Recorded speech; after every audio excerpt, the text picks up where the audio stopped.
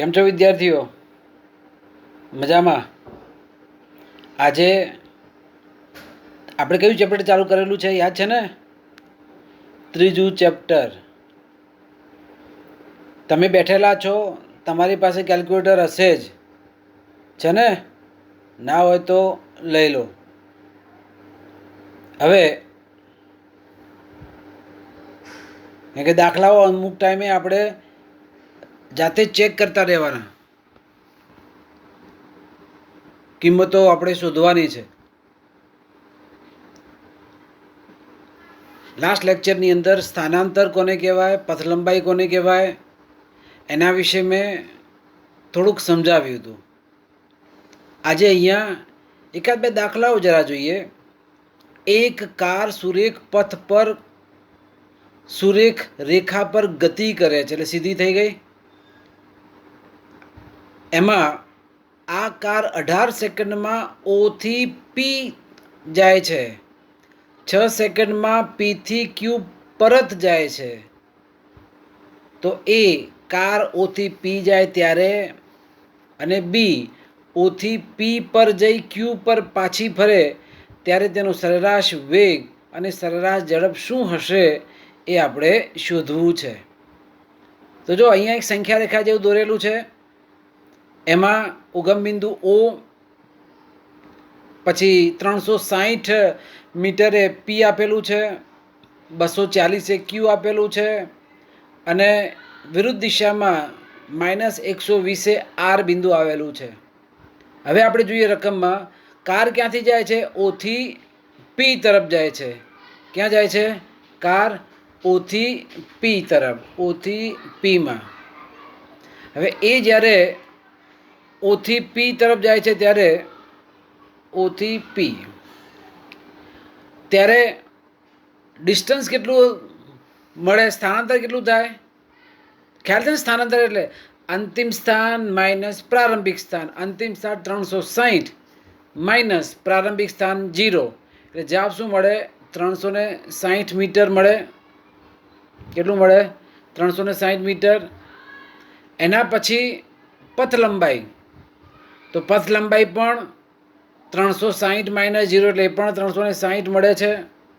તો સરેરાશ ઝડપ એટલે પથ લંબાઈ યાદ છે ને? જો સરેરાશ ઝડપ એટલે પથ લંબાઈ ભાગ્યા સમય, અને સરેરાશ વેગ એટલે સ્થાનાંતર ભાગ્યા સમય.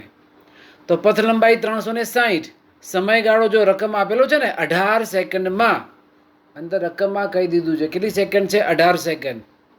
તો 18 વડે ભાગી દો તો 20 મીટર પ્રતિ સેકન્ડ, અને સરેરાશ વેગ પણ 20 મીટર પ્રતિ સેકન્ડ મળે. ક્યારે?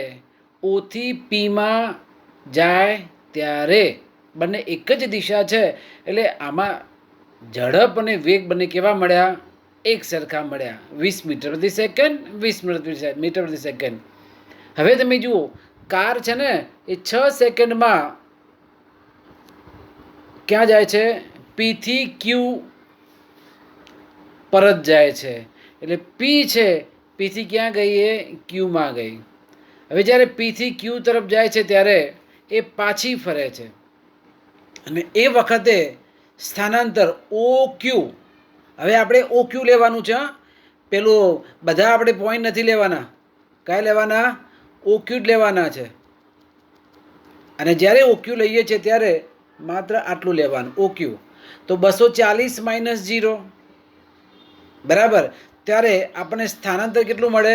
240 મીટર. સ્થાનાંતર અંતિમ સ્થાન 240, પ્રારંભિક સ્થાન 0, એટલે 240 માઇનસ 0 એટલે 240 મીટર મળે. પણ પથ લંબાઈ તમે જુઓ, ઓથી પી ને પીથી પાછું ક્યુ, એટલે 360 આમ જતા ને વળતા 120 થયું ને? 360 થી 320, 320 થી 280, 280 થી 240, એટલે ટોટલ એટલું ડિસ્ટન્સ થયું 120. તો 360માં 120 ઉમેરી દઈએ એટલે થશે 480. તો જો સ્થાનાંતર આવી ગયું અને પથ લંબાઈ મળી ગઈ, તો ઝડપ બરાબર પથ લંબાઈ ભાગ્યા સમય. ઓકે, જતા કેટલી સેકન્ડ હતી? 18. પાછી બીજા તબક્કામાં કેટલી સેકન્ડ થઈ? 6. તો 18 અને 6 કેટલી થાય? 24. તો સરેરાશ ઝડપ એટલે 240 480 ભાગ્યા 24 એટલે 20 મીટર પ્રતિ સેકન્ડ અને સરેરાશ વેગ એટલે 240/24. તો આ રીતે 10 મીટર પ્રતિ સેકન્ડ મળે. ખ્યાલ આવ્યો? આપણે એ શોધવાનું છે કે સ્થાનાંતર શું અને બીજું એ શોધવાનું કે પથ લંબાઈ કેટલી. જો એ મગજમાં ક્લિયર થઈ જાય તો આપણો આ દાખલો છે એ સરળતાથી આપણે કરી શકીએ. બરાબર? રકમ છે એ રકમ આપણે બરાબર વાંચવાની. અને હવે તફાવત છે પથ લંબાઈ અને સ્થાનાંતર. 2 માર્ક્સમાં પ્રશ્ન પૂછવો હોય તો પૂછી શકાય, 1 માર્ક્સમાં પણ પૂછી શકાય. મુદ્દાઓ બે લખવાના. આપેલ સમયગાળામાં કાપેલ કુલ અંતરને પથ લંબાઈ કહેવાય. જ્યારે સ્થાનાંતર એટલે આપેલ સમયગાળામાં કણના સ્થાનમાં થતો ફેરફાર. તો સ્થાનાંતર છે સ્થાનમાં થતો ફેરફાર છે, પથ લંબાઈ છે કાપેલું કુલ અંતર છે.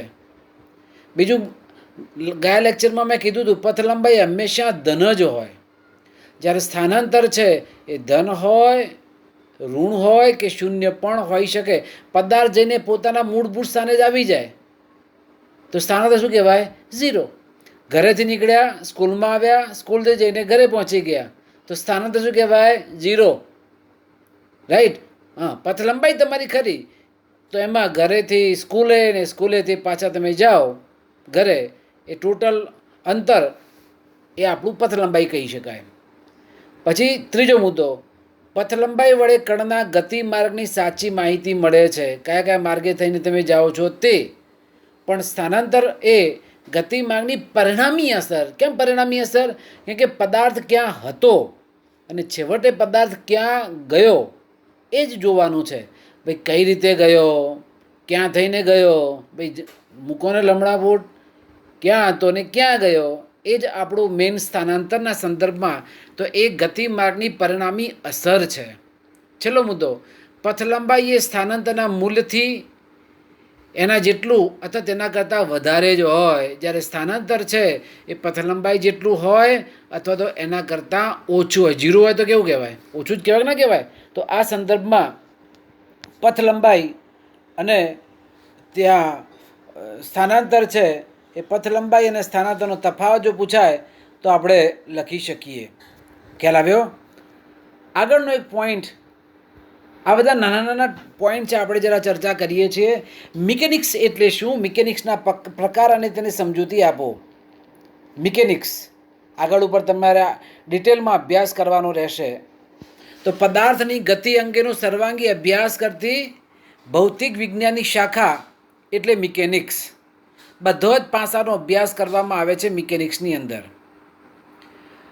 તમે કદાચ મિકેનિકલ એન્જિનિયર થાવ તો મિકેનિકલ એન્જિનિયરમાં બધી જ નાનામાં નાની બાબતો, કોઈ એન્જિન બનાવવું છે, કોઈ વ્હીકલ બનાવવું છે, મિકેનિકલ એન્જિનિયરની જરૂર પડે. તો એમાં કઈ રીતે એન્જિન વર્ક કરે, કઈ રીતે ટાયર ગોઠવાય, કઈ રીતે એરોડાયનેમિક્સ વર્ક કરે, ટાયરમાં હવા કઈ રીતે રાખવી પડે, ટાયર કેવા આકારનું, એના સ્પોક કેવા હોવા જોઈએ, ખરબચડું કેમ રાખવામાં આવે છે, સીટ કેવી રીતે રાખવામાં આવે, પિસ્ટનની રચના કેવી હોય, આ બધો જ અભ્યાસ ઝીણામાં ઝીણો એ આખું થઈ ગયું મિકેનિક્સ થયું.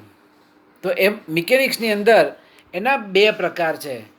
એક છે કાઇનેમેટિક્સ, બીજું છે ડાયનેમિક્સ. હવે કાઇનેમેટિક્સ એટલે ભૌતિક વિજ્ઞાનની જે શાખામાં ગતિની ચર્ચા તે માટેના કારણોની ચિંતા કર્યા સિવાય કરવામાં આવે. પંખો ફરે છે, ફરે છે કે નથી ફરતો? હા, પંખો ફરે છે. ભાઈ કેમ ફરે છે, કયા પરિબળો જવાબદાર છે? ભાઈ જવા દો ને, આવી કંઈ માથાકૂટ તમારે કરવાની નહીં.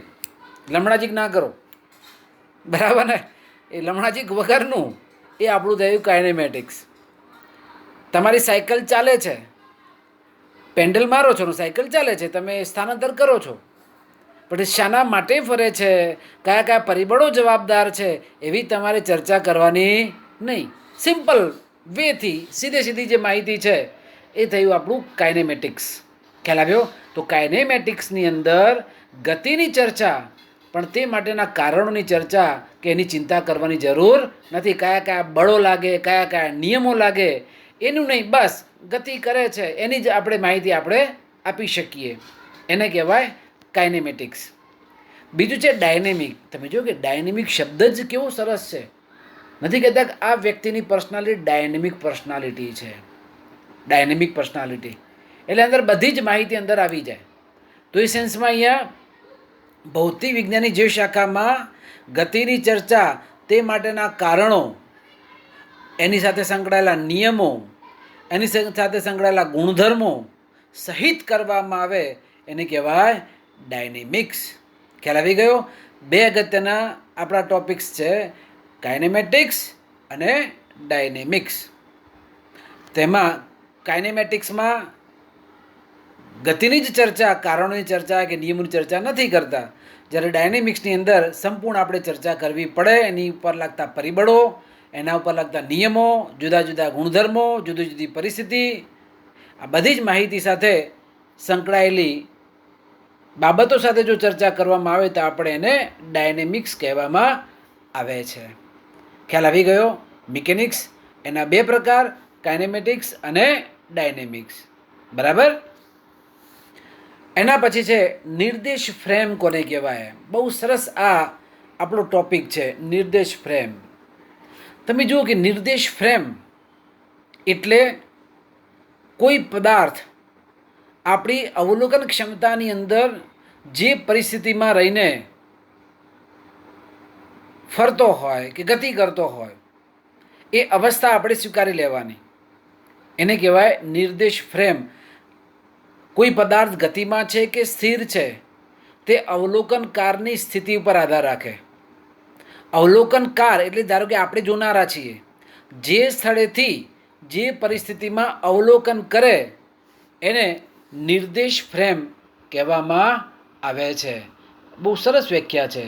અવલોકનકાર જે સ્થળેથી જે પરિસ્થિતિમાં અવલોકન કરે એને નિર્દેશ ફ્રેમ કહેવામાં આવે છે. એક સરસ મજાનું ઉદાહરણ પણ હું તમને કહી દઉં. આપણે બસમાં બેઠા છીએ, તમારા બાજુમાં સીટ ઉપર બીજો પણ તમારો ફ્રેન્ડ્સ બેઠો છે, તમે બે જણા વાતો કરી જાઓ છો, તો તમારા બંનેની સાપેક્ષમાં કોઈ ગતિ છે નહીં.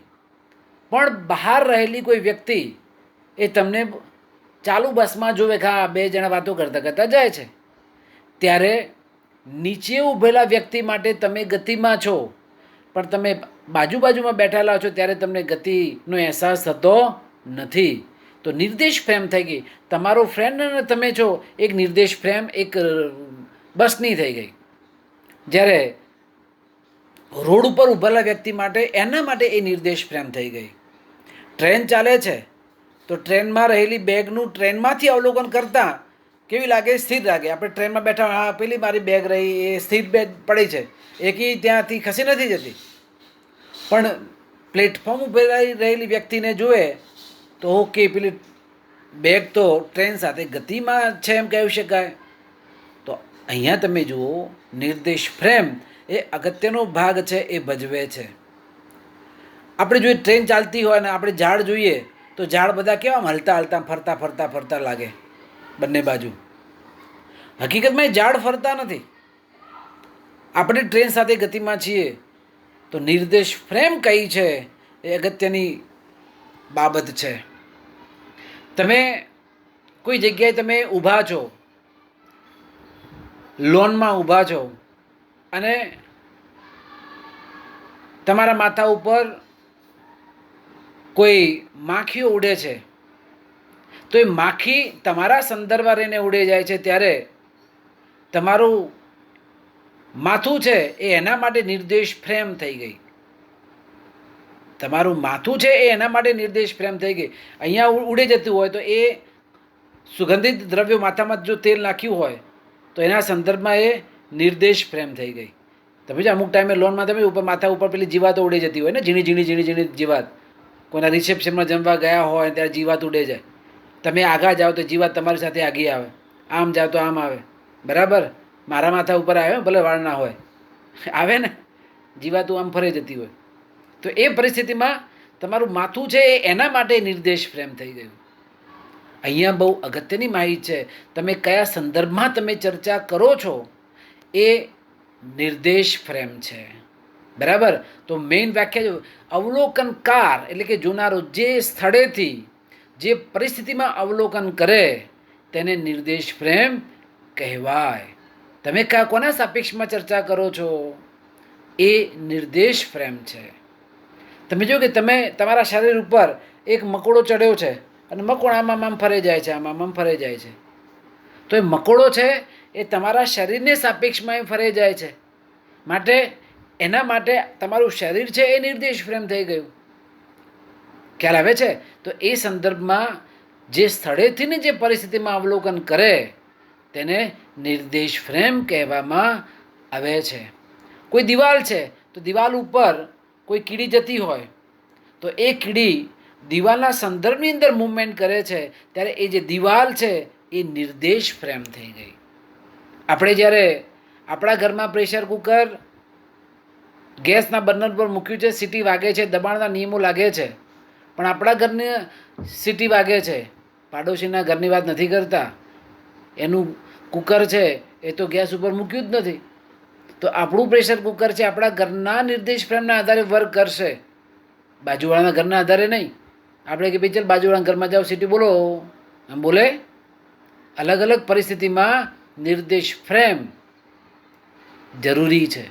આપણે જે વાહન ઉપર બેઠા છો એ વાહન સાથે આપણે સવાર છીએ ત્યારે આપણા માટે વાહન આપણું એક્ટિવા ધારો કે એ નિર્દેશ ફ્રેમ છે. બીજાનું વાહન છે એ બીજાના માટે નિર્દેશ ફ્રેમ હોઈ શકે. તમારું વાહન છે એના સંદર્ભમાં તમે ગતિની ચર્ચા તમે કરી શકો, રાઈટ. તમારા ટાયરમાં કે પછી એમાં દબાણના સિદ્ધાંતો કે કેટલો સ્પીડ તમારે રાખવી, બાજુવાળાને સ્પીડ, ભાઈ તમે તમારું એક્સિલેટર તમારા હાથમાં હોય, બાજુમાં ગાડી છે તો ભાઈ ધીમી પાડ ચાલ, ધીમી પાડ. જો તમે એક્સિલેટર દબાવો ધીમી બાજુવાળી ગાડી થોડી પડે. કેમ? એના માટે એ નિર્દેશ ફ્રેમ છે. આપણા માટે આપણું વેહિકલ છે એ નિર્દેશ ફ્રેમ કહેવાય. તો નિર્દેશ ફ્રેમના બે પ્રકાર છે.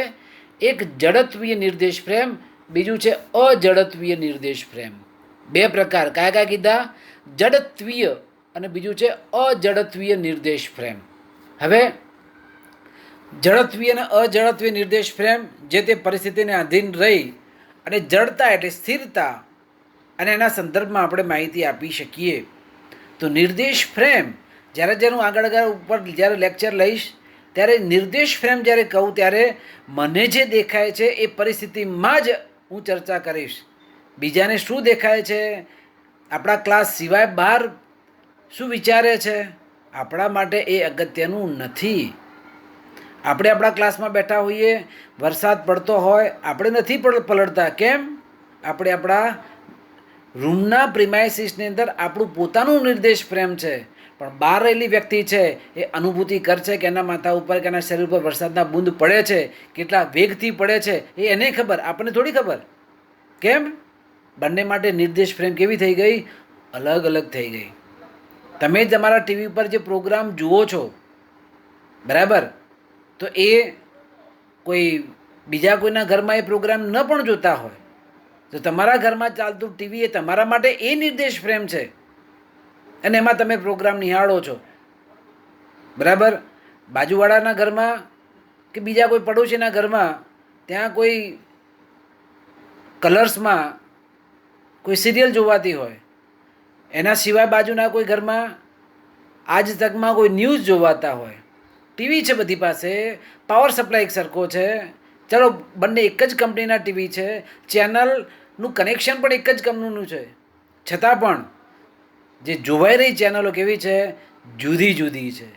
માટે અમુક ટાઈમ નહીં, હમણાં ધરતીકંપ આજે આવ્યો તો અમુક ચેનલવાળા કે ભાઈ અહીંયા સૌરાષ્ટ્રમાં ધરતીકંપ આવ્યો છે, લો 4.8ની તીવ્રતાનો. હે? બીજા કે અમને તો ખબર જ નથી. કેમ? અમે તો ટીવી જોતા હતા.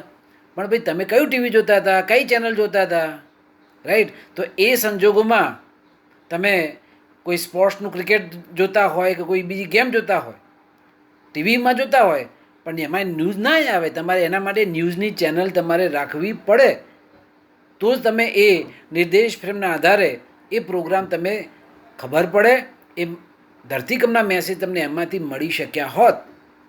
તો આ રીતે નિર્દેશ ફ્રેમ છે એ અલગ અલગ પરિસ્થિતિમાં અલગ અલગ હોઈ શકે. ખ્યાલ આવ્યો? ભૌતિક વિજ્ઞાનમાં નિર્દેશ ફ્રેમ બહુ અગત્યનો ભાગ ભજવે છે. એ જ રીતે એક બીજો એક શબ્દ છે કણની સંકલ્પના. કણ કોને કહેવાય?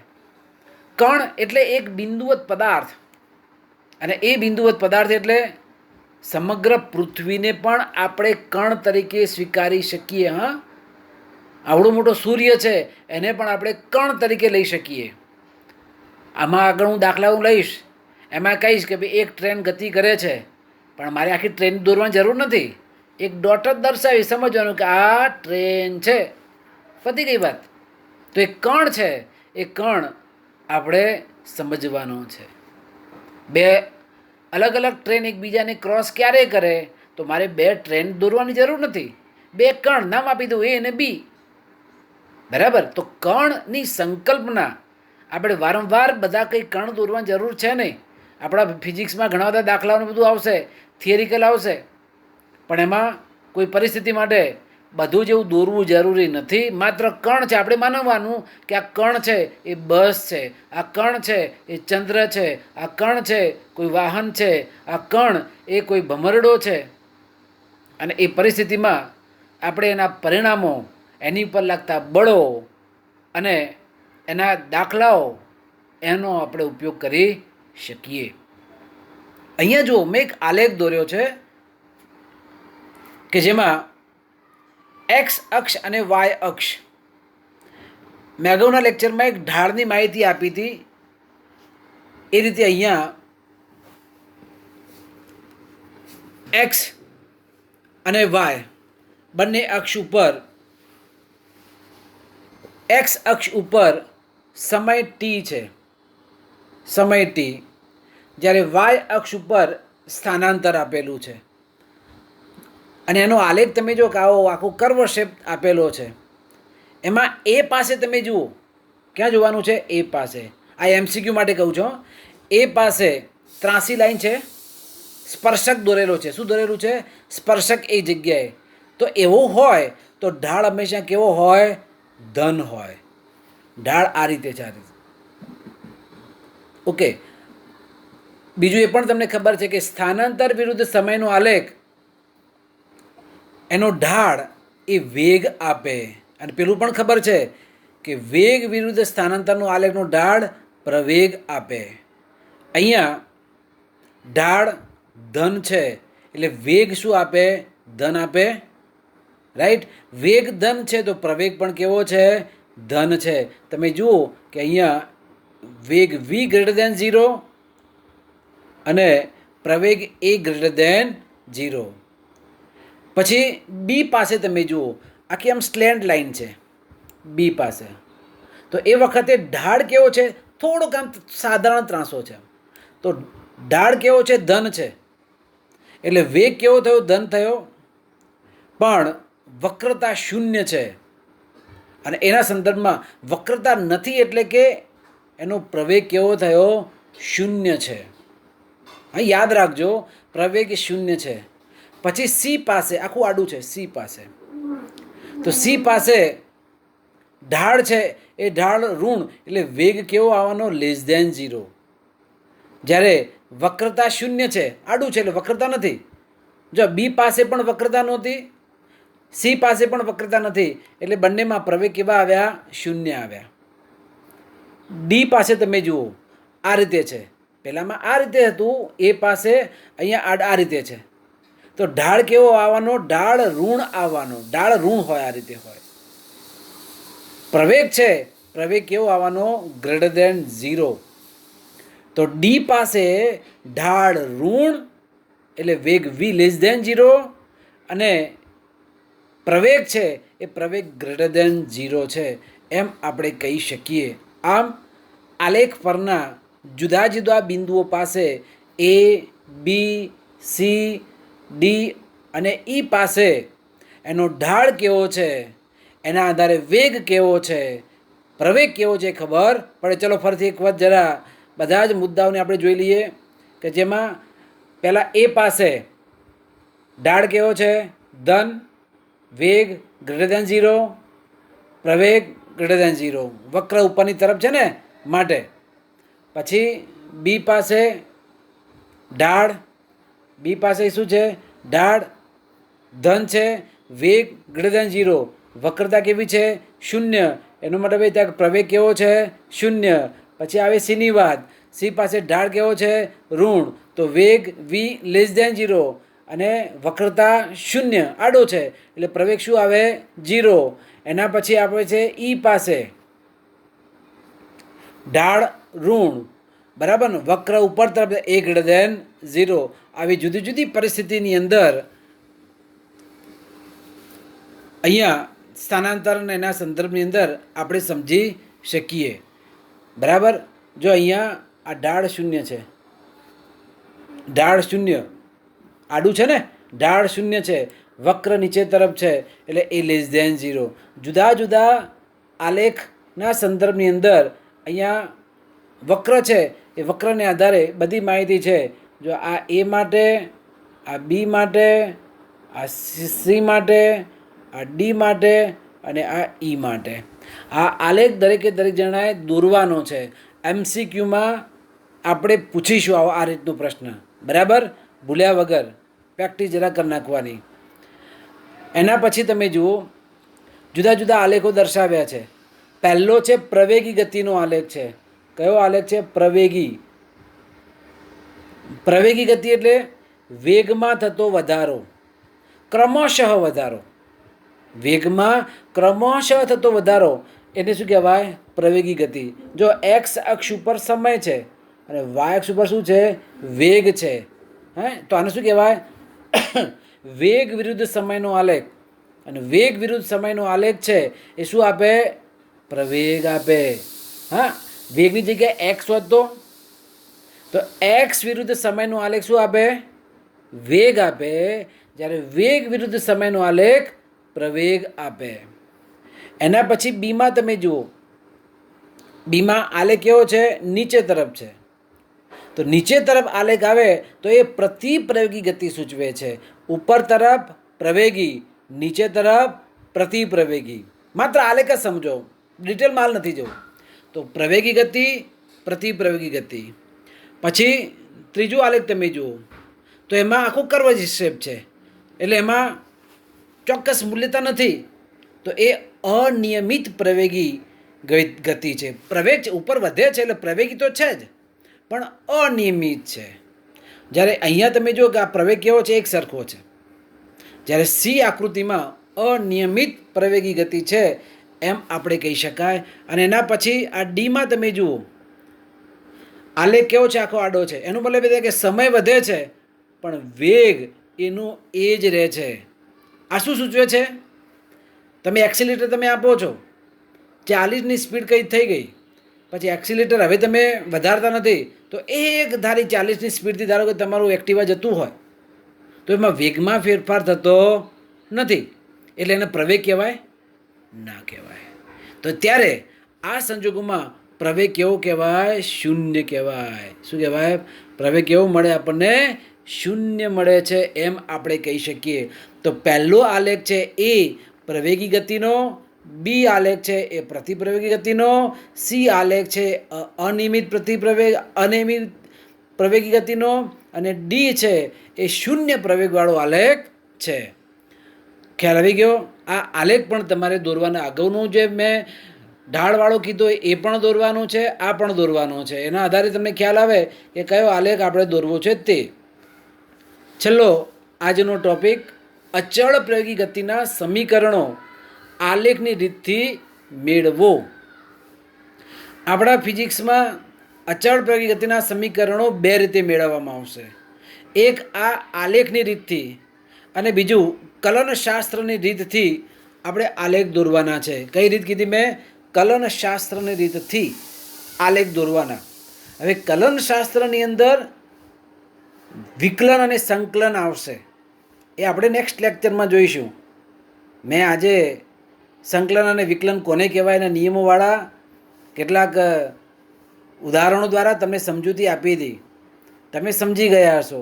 એનો ઉપયોગ આપણે નેક્સ્ટ લેક્ચરમાં કરીશું, હાલ નથી કરવું. પણ બે રીતથી અચળ પ્રયોગી ગતિના આપણે સમીકરણો મેળવવા છે. કેટલી રીત છે? બે રીત છે. ત્યારે અચળ પ્રયોગી ગતિના સમીકરણો આપણે મેળવવાના છે. આ પ્રશ્ન તમે ધોરણ 9માં શીખી ગયા છો. પાછો એ જ અહીંયા રિપીટ છે, નવું નથી આમાં. એ જ રીતે આપણે આજે આલેખની રીતથી 11 સાયન્સમાં આ જ પ્રશ્ન આપણે સોલ્વ કરવો છે. આલેખ તમે જુઓ, કોનો આલેખ છે? વેગ વિરુદ્ધ સમયનો આલેખ. હવે એ તો ખબર પડે કે વેગ વિરુદ્ધ સમયનો આલેખ શું આપે, એનો ઢાળ શું આપે? પ્રવેગ આપે. યાદ આવ્યું? વેગ વિરુદ્ધ સમયનો આલેખનો ઢાળ શું આપે? પ્રવેગ આપે. તો અહીંયા ટી બરાબર 0 સમય એનો પ્રારંભ વેગ કેટલો હતો? v0. અને ટી બરાબર ટી સમયનો વેગ કેટલો છે? ધારો કે v જેટલો વેગ છે. તો વેગમાં કેટલો ફેરફાર થાય? v માઇનસ v0 ફેરફાર થાય, હે ને? વેગમાં થતો ફેરફાર v માઇનસ v0. અને અહીંયા કેટલું અંતર છે એ સમય ટી સૂચવે છે. તો હવે આ આલેખના આધારે સમીકરણો જ્યારે મેળવવા છે ત્યારે એનું સ્થાનાંતર પહેલાં આપણે શોધવું પડે. હવે સ્થાનાંતર માટે આપણી પાસે બે વસ્તુઓ છે. એક ત્રિકોણ ABC, બરાબર. તો આ ત્રિકોણ એબીસીનું ક્ષેત્રફળ, ત્રિકોણનું ક્ષેત્રફળનું સૂત્ર તમને ખબર છે ને? 1/2 પાયો ગુણ્યા વેધ. અને બીજું ચતુષ્કોણ AODC, આ ચતુષ્કોણનું ક્ષેત્રફળ. આ બંને ક્ષેત્રફળનો સરવાળો કરીએ એટલે કુલ આટલા આખા ભાગનું ક્ષેત્રફળ મળે. આખા ભાગનું ક્ષેત્રફળ મળે એનો મતલબ એ થાય કે જે મળે તે A થી B સુધી કણે કાપેલું અંતર આપણને મળે. હવે આપણે આગળ જોઈએ. સ્ટાર્ટિંગમાં આલેખના ઉપર AB રેખાનો ઢાળ એટલે તફાવત શું હતો? ઢાળ કોને? અહીંયા કોનો આલેખ હતો? વેગ વિરુદ્ધ સમયનો આલેખ. અને વેગ વિરુદ્ધ સમયનો આલેખનો ઢાળ શું આપે? પ્રવેગ આપે, હે ને? તો પ્રવેગ એ બરાબર, જો સૂત્ર તમે, પ્રવેગ એ બરાબર v minus v0 upon T minus t0. એટલે વેગમાં ફેરફાર છેદમાં ટી માઇનસ t0. પણ t0 કેટલું હતું? ઉગમ બિંદુ હતું એટલે ત્યાં 0 લખી દઈએ. તો પ્રવેગ એ બરાબર v minus v0 upon T મળે. હવે ભાગાકારમાં ટી છે એને અંશમાં લઈ જાઓ તો શું થાય? એ ટી બરાબર v માઇનસ v0. અને એના આધારે વીને કરતાં કરો તો માઇનસ v0 જમણી બાજુ જઈ જાય તો પ્લસ v0 થાય. તો આપણે એક સમીકરણ મળ્યું, v બરાબર v0 પ્લસ એ ટી. ફરી એક વખત જોઈ લઈએ. એ બરાબર v minus v0 upon T, ગુણાકાર કરી દો છેદ સાથેનો. એ ટી બરાબર v માઇનસ v0. તેથી વેગ v બરાબર v0 પ્લસ એ ટી. આ એક પરિણામ આપણને પ્રાપ્ત થયું. પછી મેં તમને હમણાં કીધું કે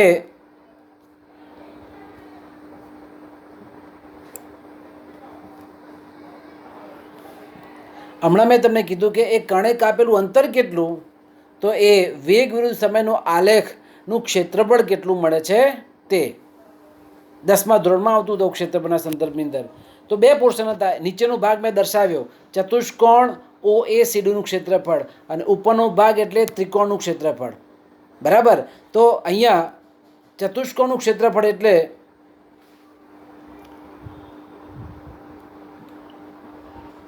લંબાઈ ગુણ્યા પહોળાઈ, OA ગુણ્યા OD. ત્રિકોણનું ક્ષેત્રફળ 1/2 પાયો ગુણ્યા વેધ. તમે આકૃતિમાં જુઓ, 1/2 BC ગુણ્યા AC. હવે OA જેટલું અંતર એટલે વેગ ગુણ્યા સમય એટલે v0t પ્લસ 1/2 BCમાં આપે એટલે તમે જુઓ v માઇનસ v0 ડિફરન્સ હતો. અને AC એટલે કેટલું અંતર હતું? નીચે t જેટલું અંતર હતું. આમ v0t plus 1/2 v minus v0 બીજા બ્રેકેટમાં t માઇનસ 0 એટલે t લખી શકીએ. હવે ઉપલા સમીકરણમાંથી v માઇનસ v0 બરાબર એ ટી મૂકતા આ સમીકરણમાં મૂકીએ તો કણનું કાપેલું અંતર x બરાબર v0t વત્તા એટી સ્ક્વેર પરિણામ આપણને મળે. ટી બે વખત છે માટે એટી સ્ક્વેર. આથી x બરાબર 1/2 v0t 1/2 એ એટલે પ્રવેગનું સૂત્ર તમે જુઓ કેટલું છે પ્રવેગ માટે? v minus v0 upon T અહીંયા મૂકી દો. અને એક ઉપર ટી સ્ક્વેર છે, છેદમાં એક ટી કેન્સલ થઈ જશે. તો v0t plus 1/2 v minus v0 into T મળે. સાદરૂપ આપીએ તો એક્સ બરાબર વી પ્લસ વી જીરો ભાગ્યા 2 ઇન્ટુ ટી. હવે તમે જો વી એટલે અંતિમ વેગ, વી જીરો એટલે પ્રારંભિક વેગ, ભાગ્યા 2 એટલે શું મળે? સરેરાશ વેગ મળે. તો સરેરાશ વેગ માટે સૂત્ર શું લખ્યું છે? વી બાર ટી લખ્યું છે. શું લખ્યું છે? વી બાર ટી, સરેરાશ વેગના સંદર્ભની અંદર. હવે સમીકરણ 3.5 આમાંથી એમાં ટીની કિંમત શું થઈ જાય? વી માઇનસ વી જીરો છેદમાં એ અહીંયા અવેજી કરવામાં આવે તો વી પ્લસ વી જીરો ભાગ્યા 2, બીજા કૌંસમાં v minus v zero upon એ.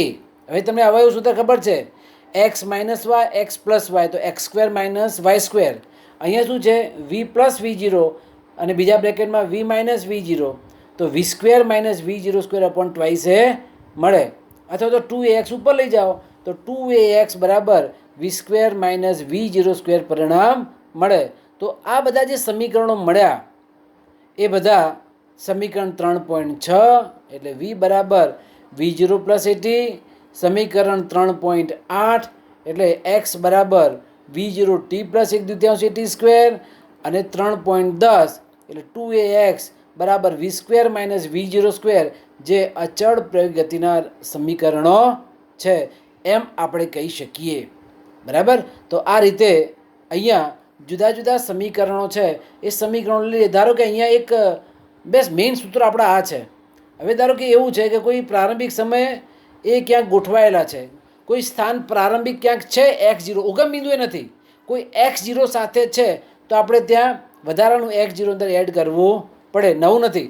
બાકી મેઇન આપણા જે અચળ પ્રયોગ ગતિના સમીકરણોના સંદર્ભની અંદર જો વાત કરું તો એ આટલે સુધી આ સમીકરણો આપણે લખવાના, બસ એટલું લખવાનું છે. ખ્યાલ આવ્યો?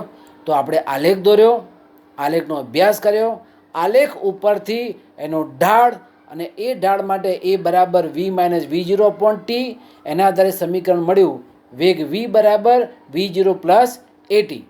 પછી આ કાપેલું અંતર એટલે એટલા ભાગનું ક્ષેત્રફળ. તો ક્ષેત્રફળમાં 2 હતા પોર્શન, ઉપર ત્રિકોણ હતો, નીચે લંબચોરસ હતો. ત્રિકોણનું ક્ષેત્રફળ એટલે 1/2 પાયો ગુણ્યા વેધ, અને નીચેનો લંબચોરસનું ક્ષેત્રફળ એટલે લંબાઈ ગુણ્યા પહોળાઈ.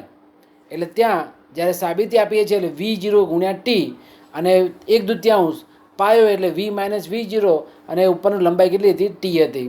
એ સંદર્ભમાં સાદુરૂપ આપતા એક્સ બરાબર v zero t plus 1/2 a t square પરિણામ આપણને મળે.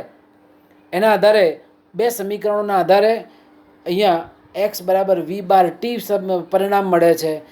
ટીની કિંમત જો મૂકવામાં આવે તો એક્સ બરાબર v plus v zero by 2, v minus v zero by a એટલે v square minus v zero square upon twice a પરિણામ મળે. અને છેલ્લે એનું 2ax is equal to v square minus v zero square પરિણામ મળે.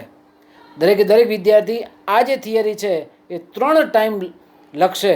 હું નેક્સ્ટ લેક્ચરમાં પૂછીશ બધાને, યાદ રાખજો. શું આજનું હોમવર્કમાં આ જે નોટ્સ છે એ તમે લખજો. ખાસ પહેલાં આલેખ જે છે એ એમસીક્યુ માટે તમારે છે, અને આ જે પ્રશ્ન છે અચળ પ્રયોગ ગતિના થિયરિકલ પોર્શન એ તમારે 3 વખત લખવાનો છે. એનું કારણ છે કે આ જે સૂત્રો છે એ આપણે આગળ ઉપર દાખલાઓ ગણતી વખતે એ સૂત્રનો આપણે ઉપયોગ કરવાનો છે. અને આવી જ થિયરી કલનશાસ્ત્રની મદદથી અચળ પ્રયોગી ગતિના સમીકરણો છે એ આપણે નેક્સ્ટ ટાઈમે જોઈશું. આભાર વિદ્યાર્થીઓ.